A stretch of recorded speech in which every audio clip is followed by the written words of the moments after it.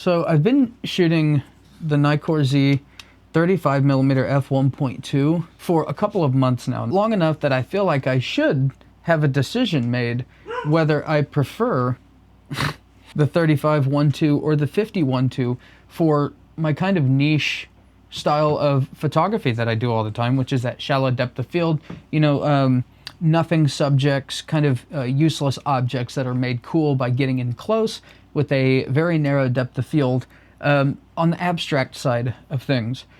But that decision of which one I actually prefer, the decision actually hasn't been made yet because I have not shot them side by side and looked at the same image of the same subject side by side. And so that's what I'm going to do today. Hopefully by the end of this video, I will have made a decision of what my favorite is. You may be asking yourself, oh, what about the 85-1.2? Well, I figured out a long time ago that for shallow depth of field stuff, the 50 was kind of my preference as far as the amount of things that are, the amount of space that is in the out of focus area, which is really important for the look that I'm going for in this niche. Now, regardless of how this video actually goes, I didn't buy the 35-1.2 just for the shallow depth of field stuff. I bought it because I've always had a 35, and I wasn't real crazy about the 1.4 or the 1.8, but I did want a 35. And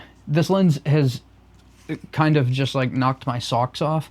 I absolutely love it, and I've been using it for everything. I've been shooting more portraits with this than anything else. It's just an absolute joy to use. And I do love it for the shallow depth of field niche kind of thing that I do all the time.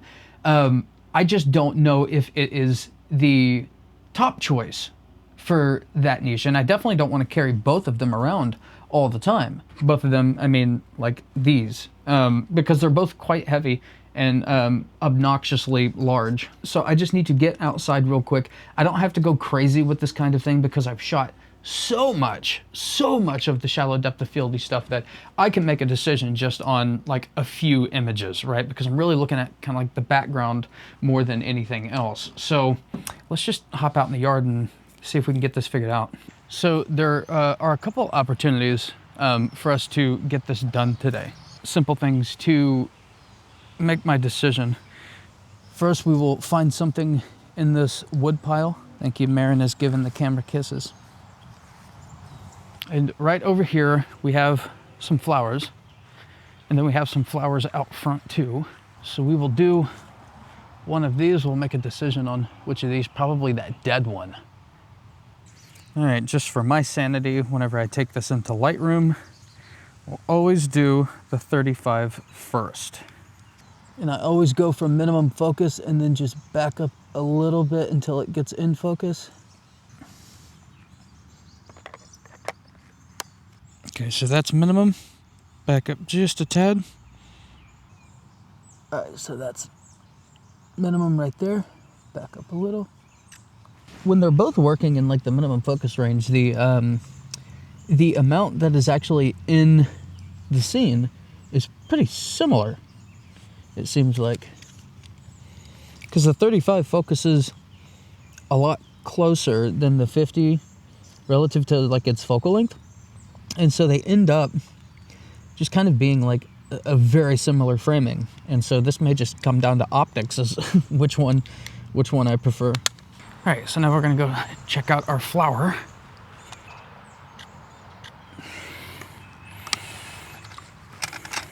What are you eating? Drop it. Come here. Stop eating wood.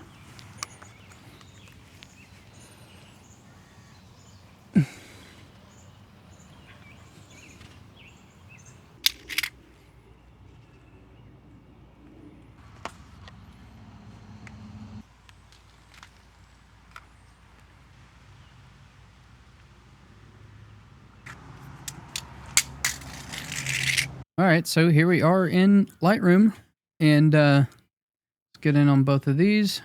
The perspective is very similar. The 35 at minimum focus is just a hair sharper than the 50. Contrast is incredibly similar, maybe slight contrast edge to the 35. Not enough to be like a whole point in my grading system though. Looking at the second image, sharpness is incredibly similar. Almost the same. And tone-wise, they're like the exact same. The 35 somehow, the background is creamier, which is bizarre because usually the wider a lens goes, the less background blur you're going to get anyway, just inherently. But it seems to be smoother. Very interesting. They're both basically at minimum focus minus, like 1 inch backed up or whatever. And so the 35 gives you the perspective of being closer. Again, the background seems creamier somehow. It seems smoother, which I find just very odd. It's when you back out mostly is whenever you notice it. We'll kind of come back to that, but I thought maybe there was a difference in contrast for a second, but the lighting is just a little bit different. Got a little more light coming in right here. Let's look at the second image that we took of this. Brighten that up just a tad to get a better look. Yeah, the 35 is just ever so slightly smoother in the background, which I just find so weird. I guess since we're kind of a little bit closer, that would be the reason for it. I guess it's just because we're slightly like a little bit closer. I have no preference, honestly. Yeah, see, again, it's just, the background is just a little bit more blurry. You see, the closer you are, the less things you're going to have in focus. And so for you, I mean, it's, if you want the absolute razor thin depth of field, you're going to get less depth of field with this 35 than you are this 50. But you could also just like back up a little bit, I guess, if you wanted it to have the same as the 50. And we've got one more here before I go back and check on a couple of different things. Honestly, they're just so similar. You know what I mean?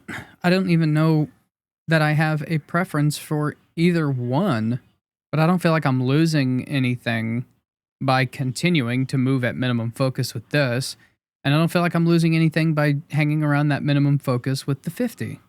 Great, that's exactly what I needed. Not only is the 35 and the 85 constantly at each other's throats for my #1 favorite, but now I don't even really have the ability to choose a preference over these two. Have special look bonus. They're both outrageously gorgeous. They have beautiful, just inherent beauty. Okay, well, I didn't get the answers I was hoping for. I want to look at black and white ability real quick, because I'm back and forth on the 35 f1.2s.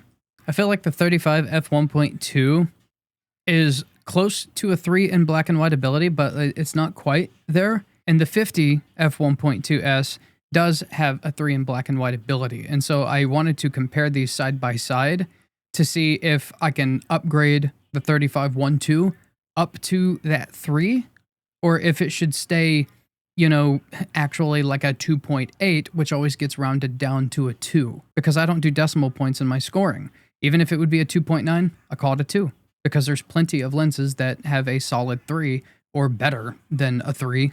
But in that case, I don't have a 4. It tops out at 3. Black and white ability, it's just one click. You should never leave your black and white images there. But that's the reference point that we have. Interesting.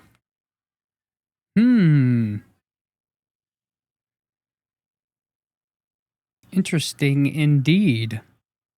It would appear to me that the 35 1.2, to my eye, is slightly more silvery, which would make it better than the 50 1.2. Take a look at those subtle little tonal transitions.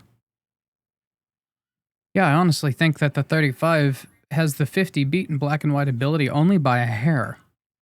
Okay, now we know I didn't quite give the 35 1.2 enough credit on its black and white ability initially, but at the same time I feel validated because I was thinking it was high 2s, but unfortunately had to be rounded down to a 2.